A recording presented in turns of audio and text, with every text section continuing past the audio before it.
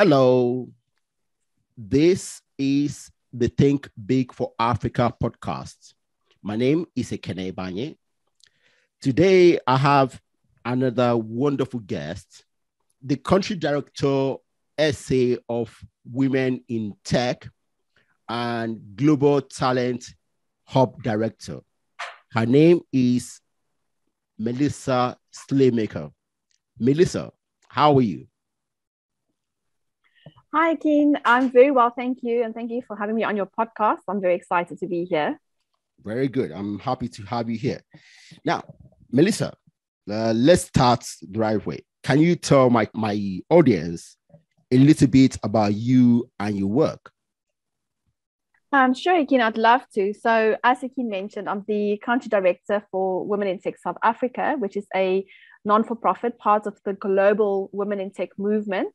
Yeah. And I'm also the Talent Hub Director, which is basically the talent women sort of job board that we've created for global, for companies to find diversity and to find women for their jobs, which is obviously a great way to empower more women. So I do have a dual hat, and I do love what I do. I feel like I've really found my calling or your purpose, your space. if you want to, my space. Yes, definitely. So what Women in Tech is really about is, like I've mentioned, it is a non-for-profit organization that we really work on one mission globally, and that is to empower women and girls in STEM by 2030. And we've given ourselves a goal of 5 million.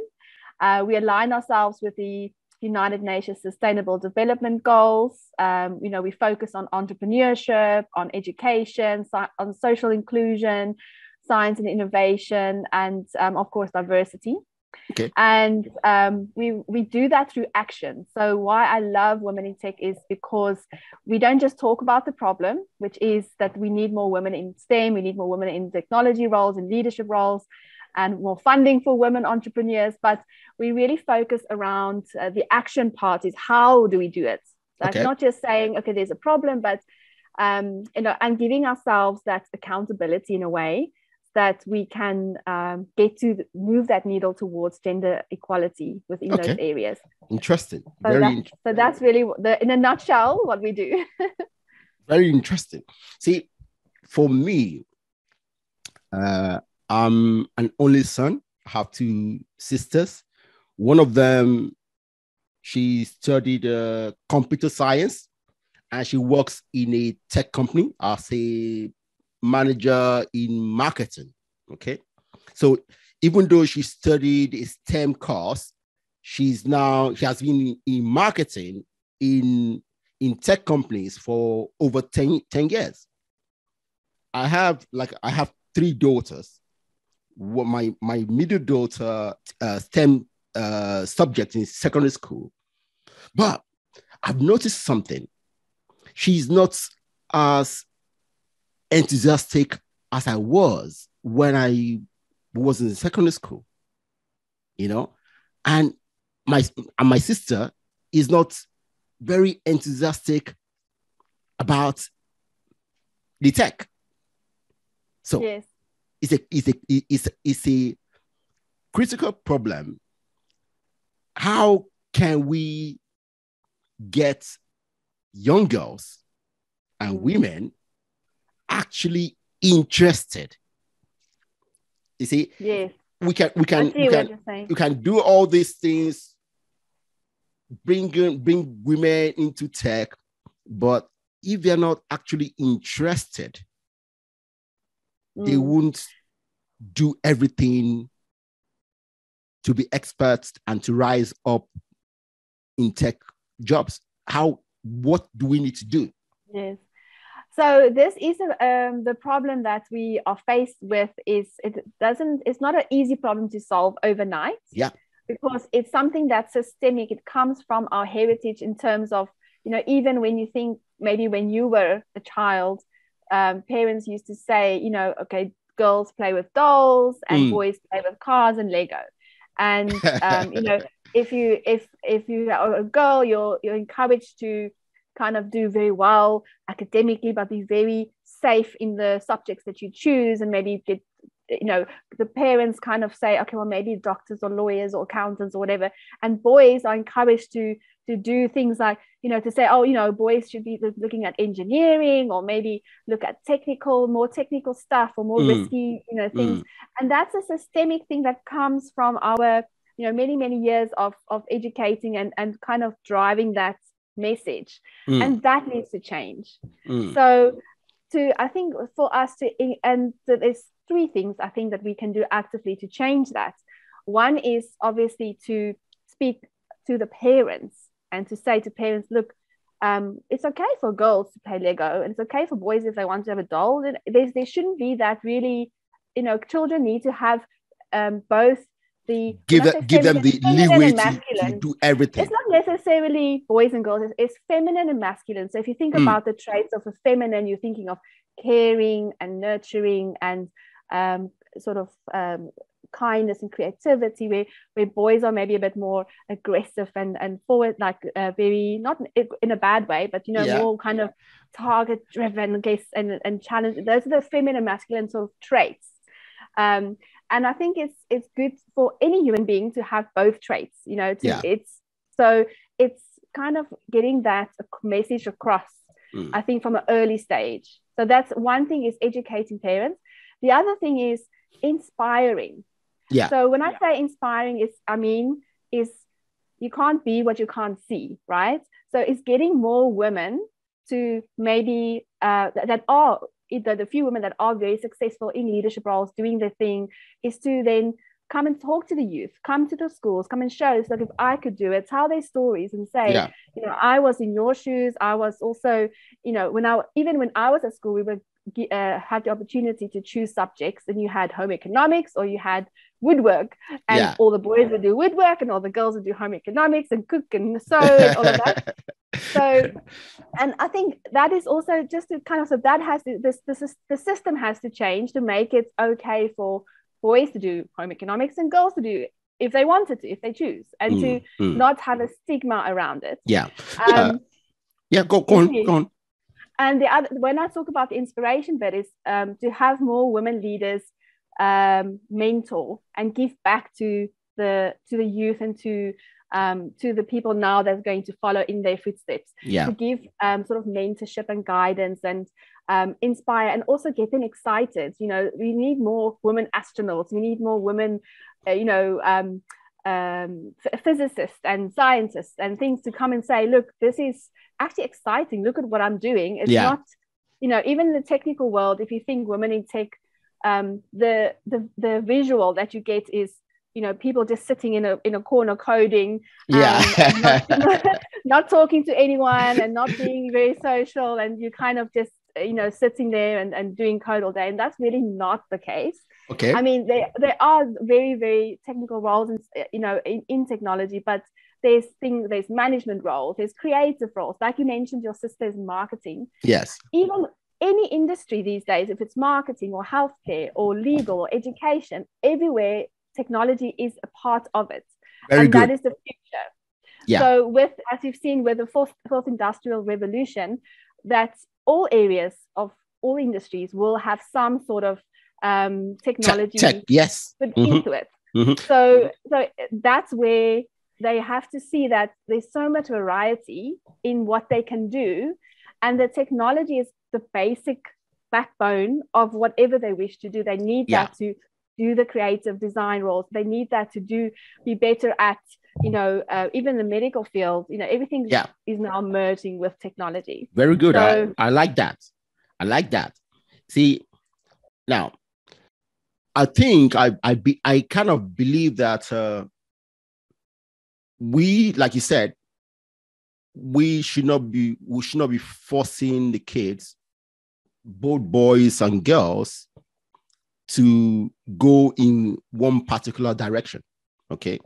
Now, having said that, I think if we are actually looking to achieve the kind of equality we want, we also need to allow people, boys and girls, expose them to everything, okay? And then leave them to choose. Okay. Yes. Expose them. Okay. So that they know they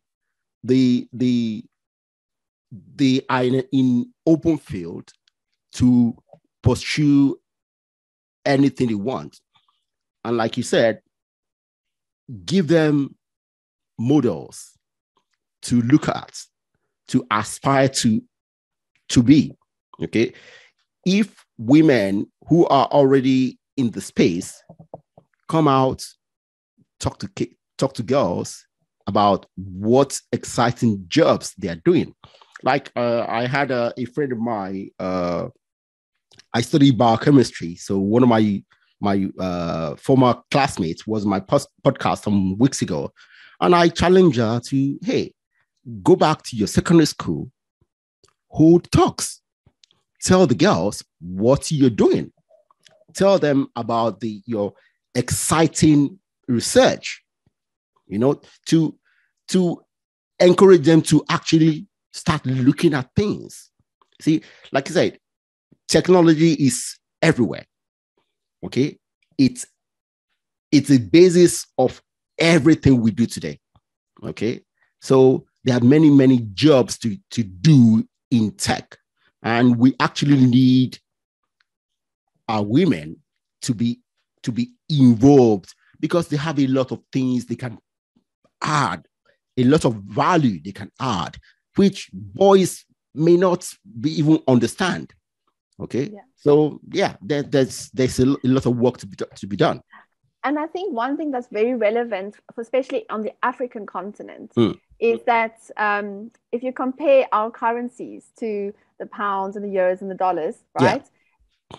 With tech, you can work remotely. Most jobs are remotely able to work. So you can work for, companies that are paying you in a better currency. I know the rand is always if a company says, "Oh, we'll pay you in USD or pound or in euros," then it actually, you think, wow, actually I'm working at that international level. So it's very attractive, and there are so many jobs available in tech. Yeah. But we don't have enough skilled people in those in the area to fill those jobs. Yeah. And a lot of the European and Northern Hemisphere countries look at Africa as a great source of talent, because they can get great talent.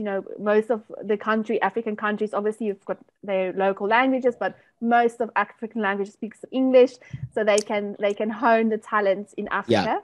Yeah. So that's very, very good thing. And we can also look at over 50% of the African continent is women. There are more women than men, right? Yeah. Mm-hmm. So if you can upskill just a woman alone on the African continent, you can uplift the whole continent, because there are so many women that will be able to drive that economic change. Yeah. And the possibilities are endless, because these jobs are available remotely.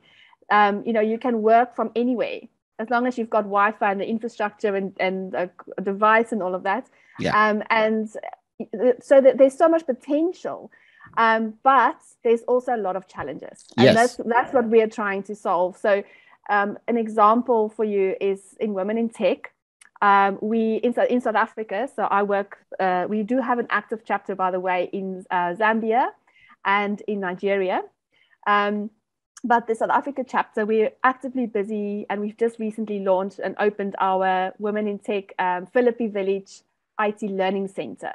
And that is basically, we were looking for a place that is rural, that is in the townships, in the poorest parts of the country, where children have got very limited access to devices, never mind data, because data is so expensive to buy.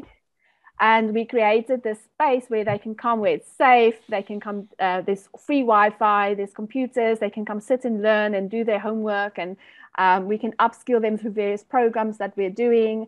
We're also working in partnerships with other companies that use the space to do their robotics and to do coding and all sorts of fun stuff. So we're really active in really trying to make that change through doing, right? Yeah. We also work with corporates that donate their working but unused devices. So if you can imagine, a lot of companies, staff now working from home. So there's a lot of offices with empty, with devices and furniture, like desks and chairs and things. And we work with them to donate them to schools, to libraries, and to like the Philippi Village Center to actually create these spaces and give access. And I think the biggest word is access in Africa, because we still have that problem of that divide between the communities that really just are being left behind from the digital world, because they don't have access. And I think that's one huge problem that we're very concerned and we want to solve. And just to give you an idea, so Women in Tech, we have over 180,000 members now globally. It's a huge movement. Okay. We've got over 24 chapters as well, all very active and doing their thing. And what I wanted to mention is that we're part of the Edison Alliance, which is actually the alliance from the World Economic Forum, that are committed to helping 1 billion lives by 2025 through digital inclusion. That's very, very, very soon. Okay. Very soon. So the digital inclusion bit is very close to our hearts. And I think in countries like South Africa, or in countries in Africa, that's where the impact is going to be the biggest, So I think I look forward to working more on similar projects like that, because then you can really see the change that you're creating. Yeah. It's really great. Yes. Wow. See, looking at yourself, okay, tell me a little bit about your own journey. How did you get here?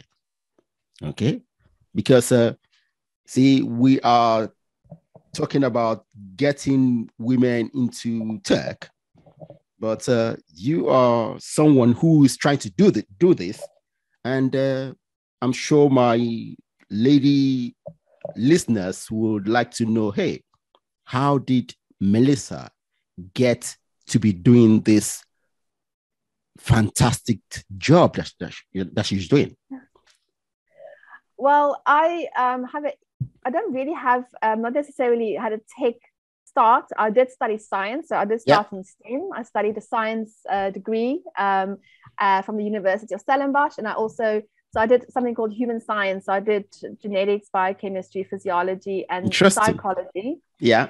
And I'm very glad I did psychology, because I think that's what I use more than anything else in my degree these days. But in terms of the start of my career, so I envisioned myself to work in a lab with a white coat and scientists.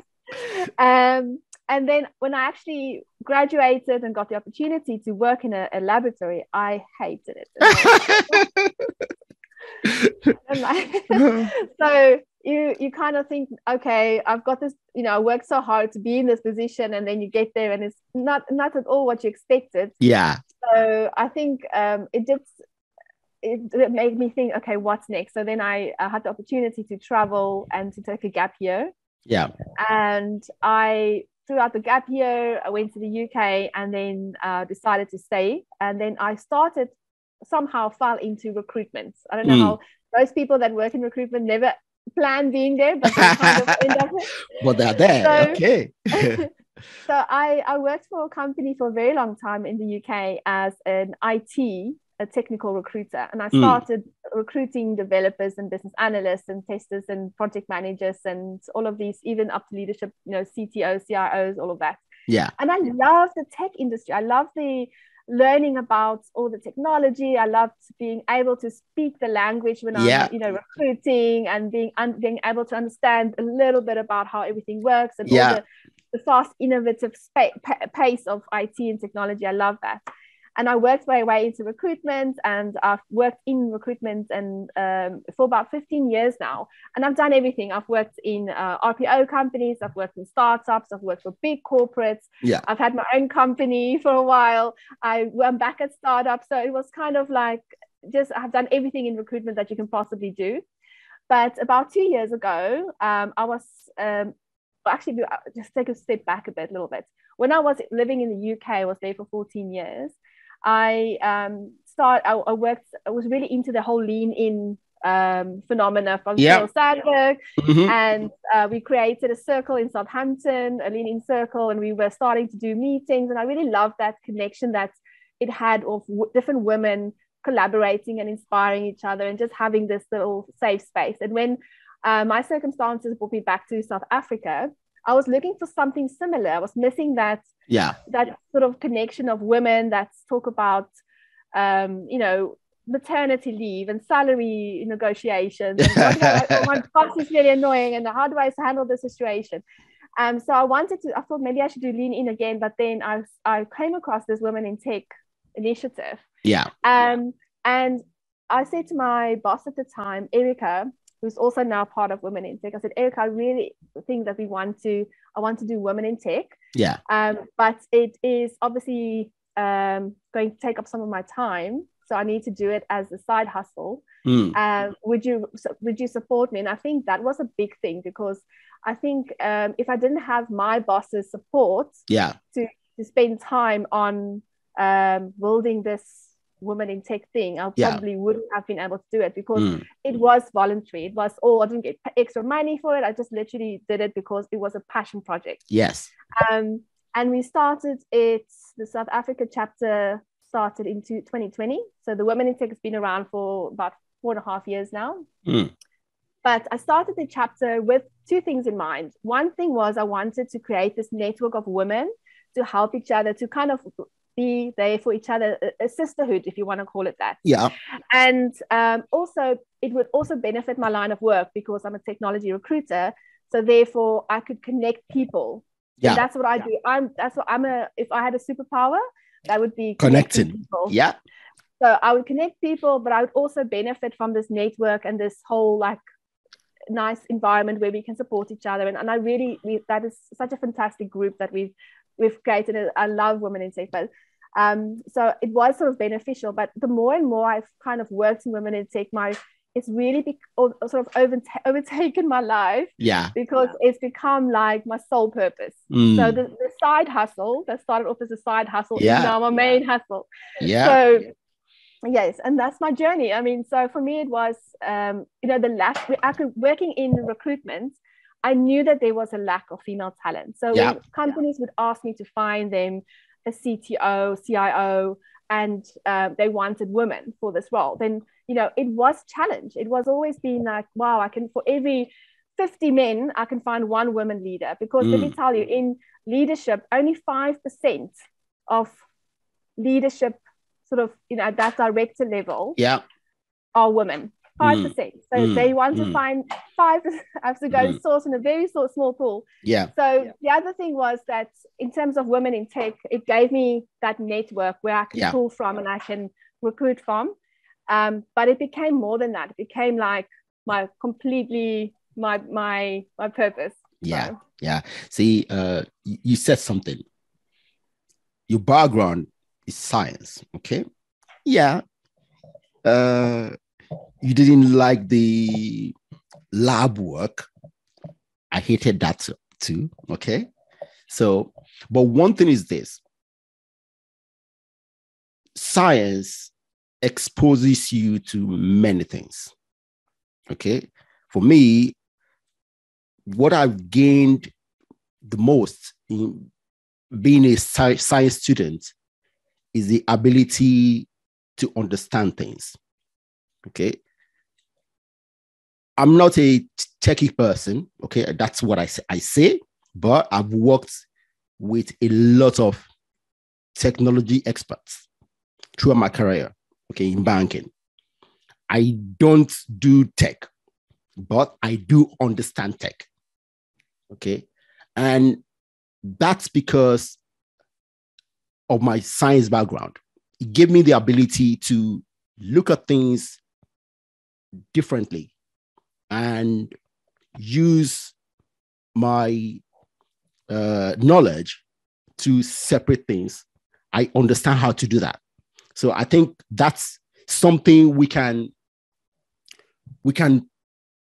use to entice more ladies.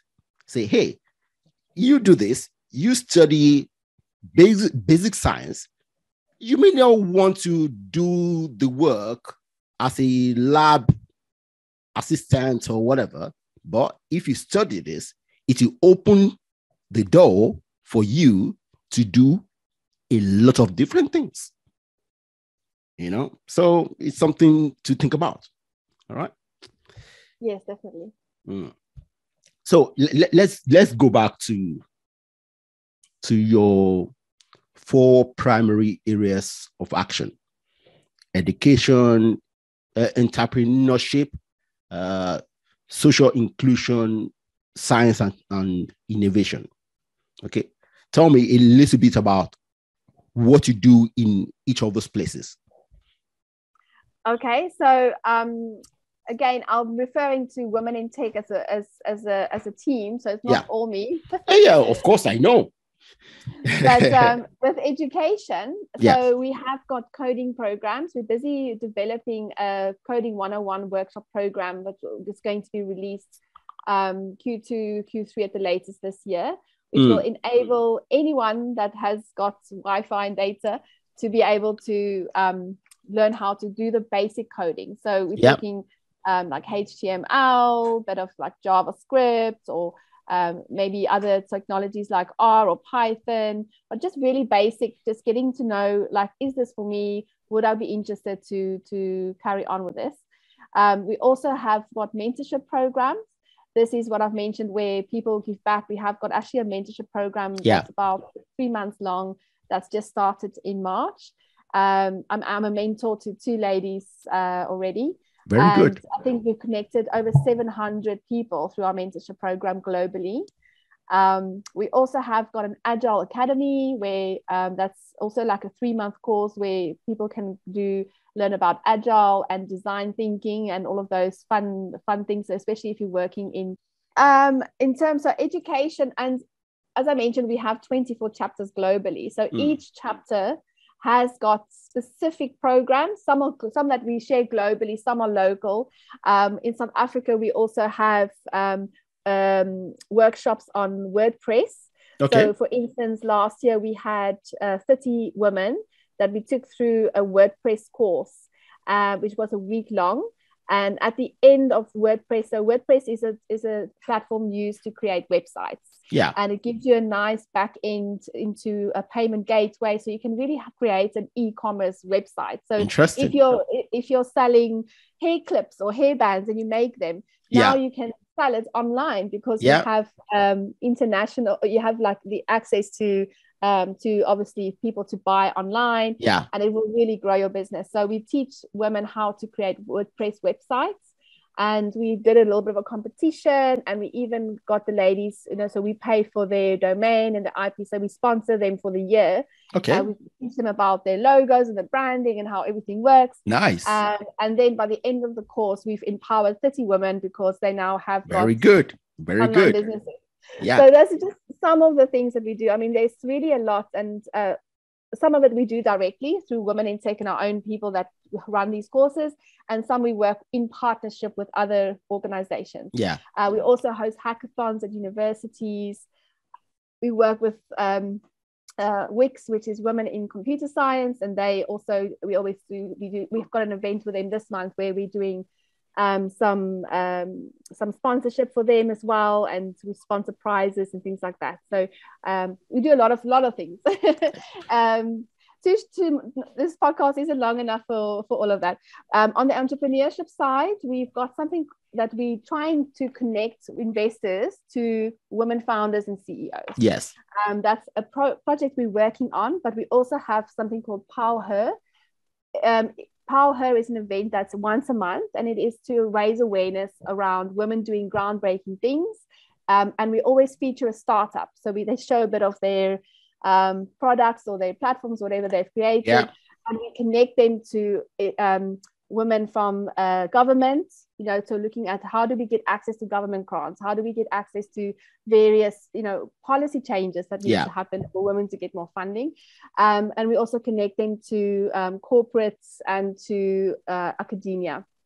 So the social inclusion bit for us is very important. So this is where we focus on digital inclusion, and we have donate your device, and we have the Philippi Village Center, which is our way of impacting through social inclusion. Okay. And what's the other one was science and innovation, and that again is like we did at Philippi Village actually a couple of weeks ago. We had a science and robotics fair where we invited 10 schools from the local area to all come and play around with robotics, play around with the Legos, play around with all of these robots so they can get inspired and learn about robotics. So, I mean, those are just some of the things that we're doing, which is really from the ground up, you know. So I like to say that Women in Tech is very much on the ground, but we're also in contact with, you know, the hierarchy of you know, we work with NASA on the global scale. We work with the World Economic Forum, the UN. There's just so much. It's from high and low. So we work everywhere. I see why you are so excited to be in this space. You know, you have so many things you are involved in, and that's it's very fulfilling. Okay, because you are doing different things and you are impacting people, helping people do things. Thank you very much. Thank you. So you mentioned this very about challenges. So what are the biggest challenges that you have encountered in this space of getting ladies into tech careers? Obviously, the first challenge I'm always going to say is funding. Okay. Because we need funding from a perspective that we need to get funding to donate more devices where it's needed. We need or to actually buy devices and give to schools and give to libraries and create these centers.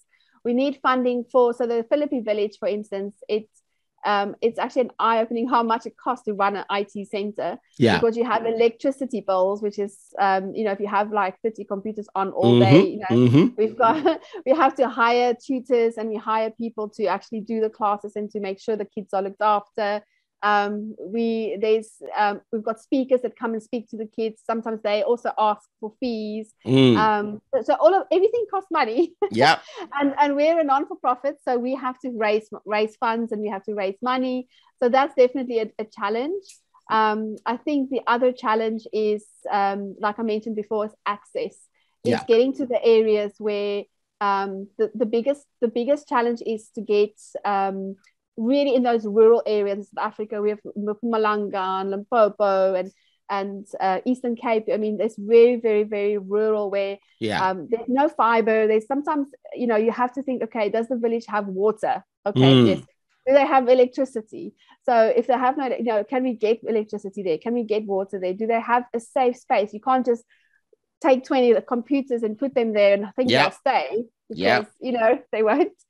So you have to think about security. There's all of these challenges that you think you can't just say we want to solve digital inclusion overnight, because it's a bigger problem. And I think Africa-wide, I know that, you know, the infrastructure there's still a lot of infrastructure that's required.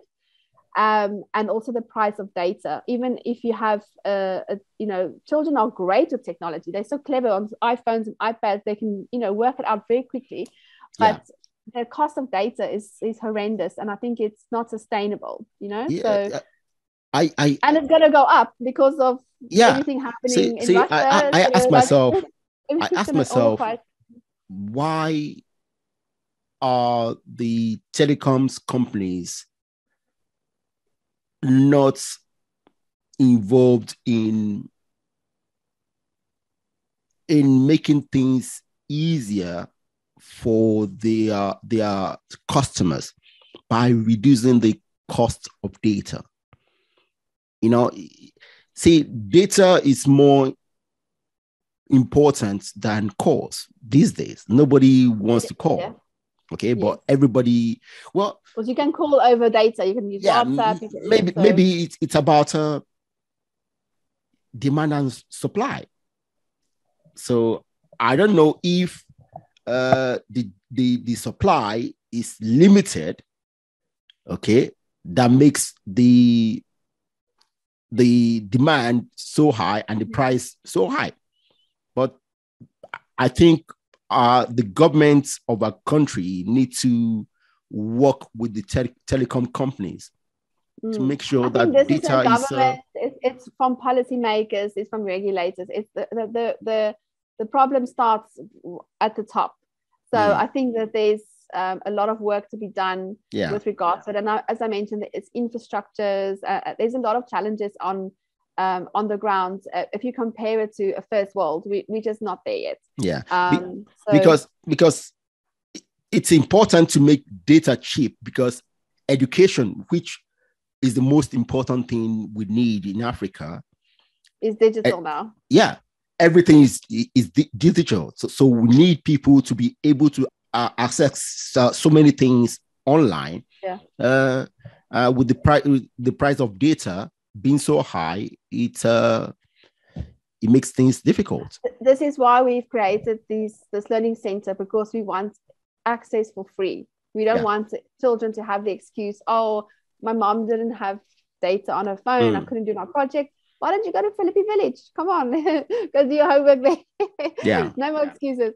No, but it's, in all seriousness, it is a problem that we are aware of and we're trying to solve. So I think we just need more collaboration. Yeah. If we can get companies that say, like a Vodacom or an MTN or AfriHost or whatever, to say, look, we will donate your data for the year as our CRS or CSI sort of donation that we give to you. We need companies to say, we'll give you solar power for the center, because Eskom is not always reliable with electricity. So where can we get more solar power? How can we collaborate, and companies get together and say, oh, well, we'll donate devices, Dell, Microsoft, whatever, we will we'll sponsor this, or we will sponsor, I don't know, courses for the kids, So I think our job is to really collaborate, get the collaboration going, get the connection going, all for the same cause. Get companies to say, look, we can do this if we just all work together. And we've created the center in a matter of 6 months, literally by collaborating with different partners. And I think maybe you guys need to think about how to present a win-win solution for these companies. Okay, they want talent, and hey, if you can present to them, hey, if you help us with this, in 3 to 5 years, we'll give you more qualified talents to help your companies. Solution. So maybe sometimes we should not be looking for too much donations, but we can give them an opportunity to benefit. If you can find a way to present something that will be of benefit to them, maybe not this year, maybe not next year, but in 3 years, and they can see it, hey, I'm sure they will buy into it. Definitely. And that's a great plan. That's definitely something we are working with or working towards. Is what we're doing is finding out from companies. So we're kind of working backwards. Yeah. Finding out from companies what skills will you be needing. Are you looking for Salesforce or data science, or is it AI or blockchain? What are you looking for? And then working backwards and saying, okay, can we now create these curriculums? Can we create these educational programs and video them, so that you don't need a face-to-face tutor? You've got a video that you can watch over and over and over again of someone explaining the curriculum.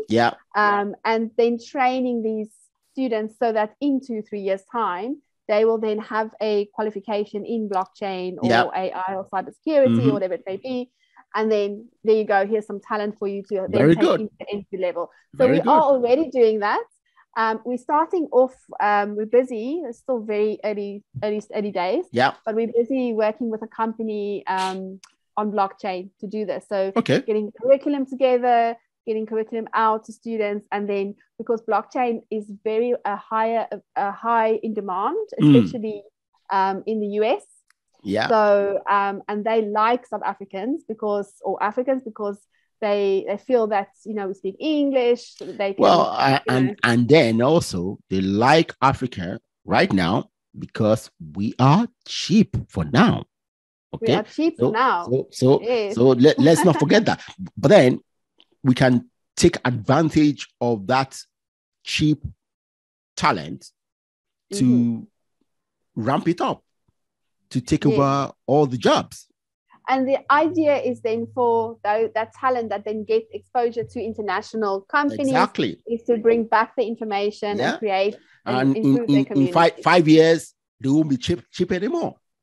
In 5, exactly. Yeah, that's it. See, exactly. These are the things we need to think about, because I use a lot of talent on Fiverr for what I do, and I go out specifically looking for Africans, okay, on Fiverr. And one thing that I get disappointed is that the African talent are the most expensive. The Indians, the Pakistanis, the Asians in general are cheaper, and they do fantastic work. So when I look for African talent, they are too expensive, and then I tend to go with the Asians. It's not the best for African talents. They don't get so many jobs, and they lose in the long run. Okay, because you're not competing with yourself. You're competing with everybody else on that platform. So yes, right now we are cheap. That's good for us. So we'll get more of the job, and with that, we get more opportunities to learn and do things, and then we become experts, and we can now innovate and do many other things that we would not have had the opportunity to do if at the beginning we were expensive. Yes. So this is what this is. But I am excited because I think that there is this opportunity in Africa to really leapfrog some areas where, you know, we can learn very quickly from where other people made mistakes, and we can kind of get there quickly. I think there's a lot of potential. Like I mentioned, I think Africa's youth is such a big portion of the population, that if we can upskill them now and focus on a 50-50, you know, women, male and female, you know, upskill everyone, not just not just the men, because we need to get the women involved as well. You know, that's the future. That's where we're going to get a diverse future. And I think the importance of diversity and inclusion is still not maybe people aren't aware of the benefits. I think we need to benefit that. You know, you need to tell them why is it important to have equality and inclusion in the diversity of your company. You know, and show them the facts. Melissa, I'll challenge you on this. See, it's not just to get the companies to think about why they need diversity. It's for us to tell our sisters, our daughters, why they should do maths, science, engineering, and technology in school. If my daughter refuses to do it, they won't get a career in tech or science. So yes, we encourage the companies to hire more women in those areas, but we still need to build up the capacity in the ladies to look for those jobs. So it's a definitely. Yeah. I see. I mean, we do definitely need to encourage more women and girls to do math, science, technology, all of those things. But also, it's never too late. So I think if I could, sort of send the message across that you're never too old. Yeah. It's never too late. There's always, you can change direction, your career. You can learn, upskill, do a side hustle. You can, educate yourself on YouTube. That's what you're doing. That's what I'm doing. I'm changing direction. After over 10 years in banking, I'm doing something different. So this era gives all of us the opportunities to change direction. And that's mainly because of technology. Yeah. So the opportunities are there only if we want to take advantage of it. Yes. Okay. And I think another thing around access, and I have to come back to this, is people don't know where to start. Okay. They don't know where to go. They don't know, okay, I want to change career. I want to do something new. Where do I begin? So that's another challenge, because that's where people like me come in as a coach. See, that's what I try to help people do, because I had that basic challenge a few years ago, but I had to drill down, ask myself, what do you want? What do you like? Exactly. Okay. And are you ready? Are you willing and ready to do what it will take you to be able to do? Yeah, that's it. Yeah. Okay. So, yeah. So definitely, I would just say, it's never too late, and just start. So obviously, try and figure out what is, like you said, what is it that you enjoy? What is it that you feel you're good at? Or what do you find easy that other people find hard? What do you find easy? And then that's maybe something that you can hone in. So, and IT or technology as a whole is so diverse on it. Yeah, so it is. And so vast. So if you like people, then you can still do something within technology around people. You can do management, you can do IT sales, you can do so many other customer facing things. It's very very diverse. Exactly. It is very diverse. If you're creative, you can do creative design, you can go into animation or gaming, or there's so many creative, from media to marketing, things that you can do, UI UX design, all of this. And so really figuring out just your kind of passion, like, are you a creative person? Are you a people person? Are you a numbers person? Are you analytical? What is your strength and what do you enjoy? And then choose accordingly to that. Yeah. But the message is just to get started, because even if you fail, everyone fails at some point. It's okay to fail.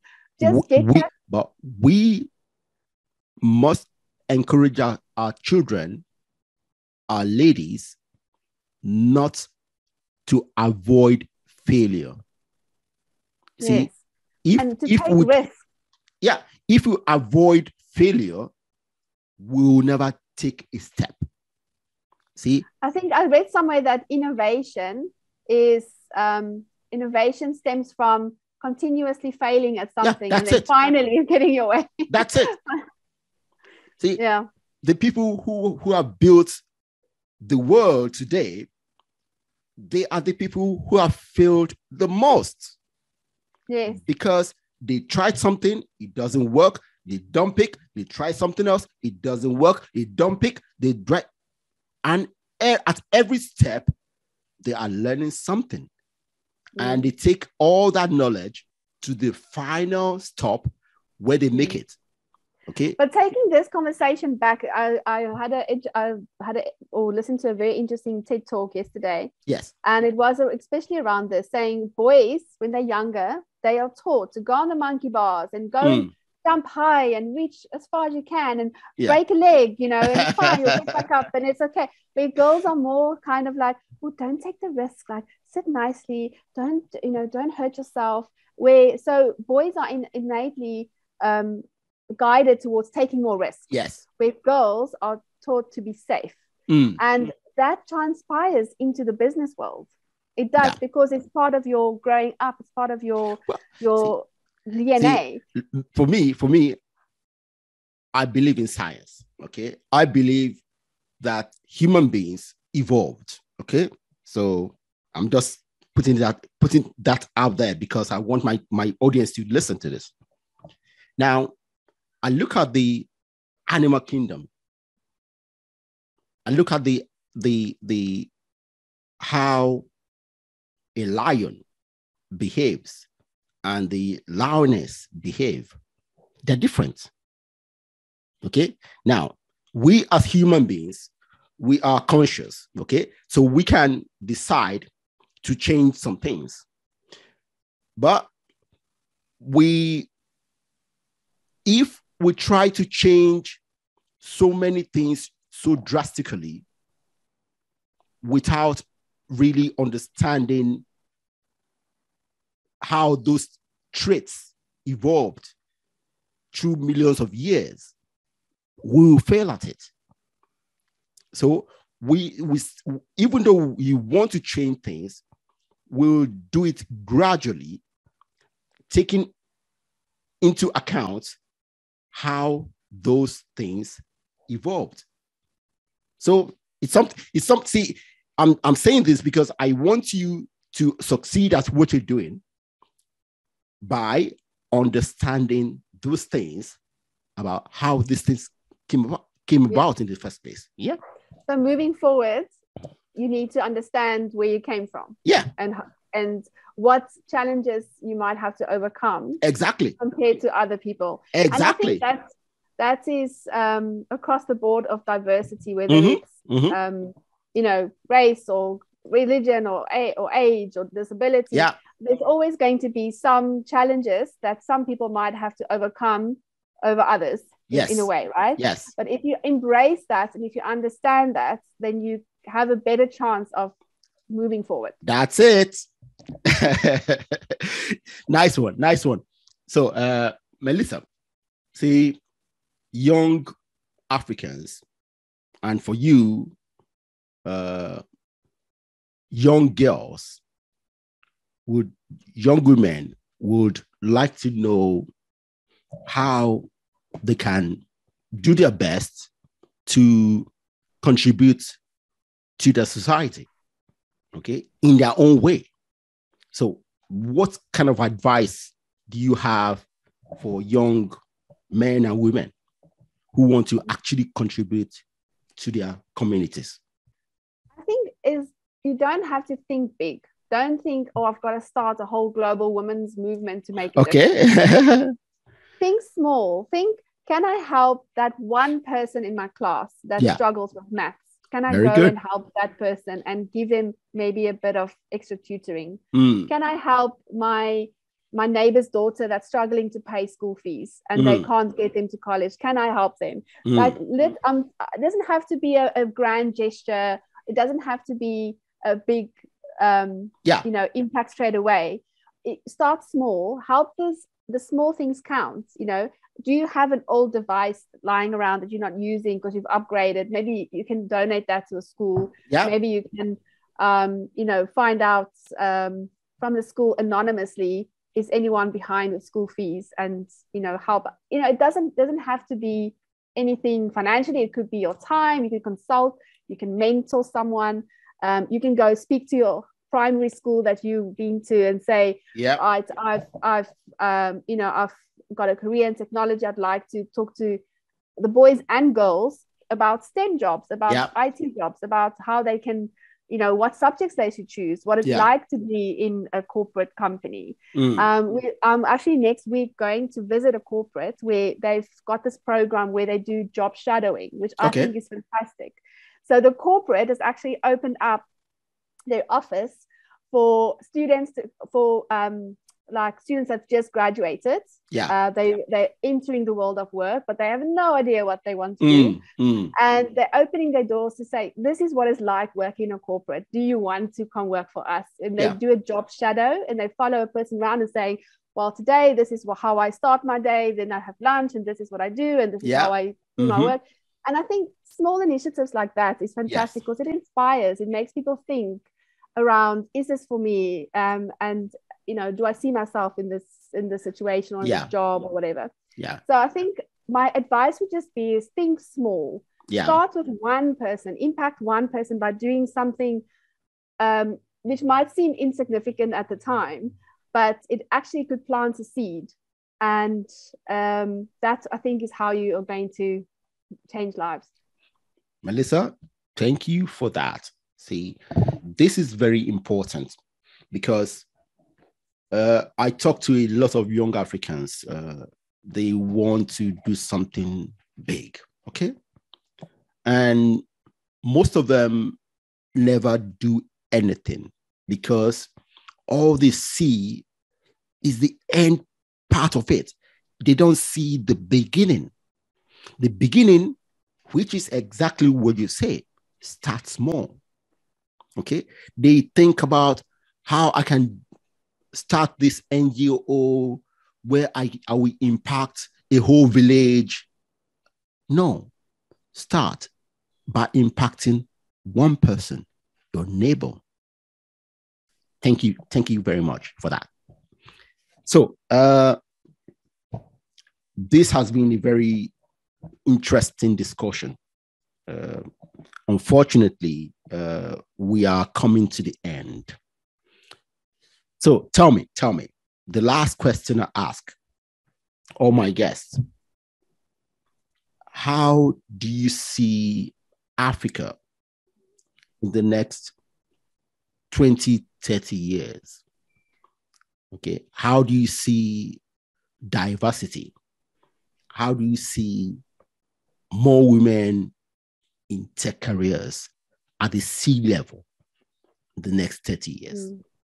Well, I'm ever the optimist. Yeah. And that's by nature. I'm a very positive person. It's good. So I hope to see that we'll be edging closer towards that equality figure of 50-50 of being diverse, being profitable, prosperous, innovative, and kind to each other, and kind to our environment, and kind to our planet, and I hope, and that's always, I hope that leaders will join in and not, stop the corruption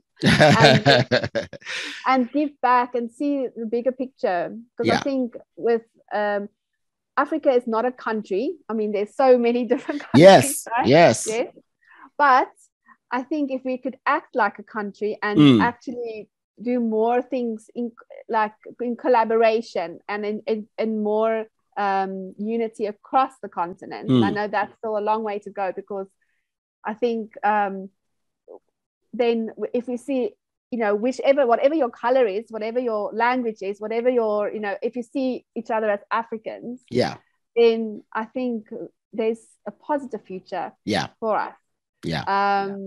I think it's that's my hope, and I'm working towards it. Let's put it that way. Good. And I will tell you, it's something very, very possible. Okay, we can get there. We can get there. All right. Thank you very much, Melissa. It's been nice to have you on the Think Big for Africa podcast. Thank you very much, and thank you for having me. It's been a pleasure.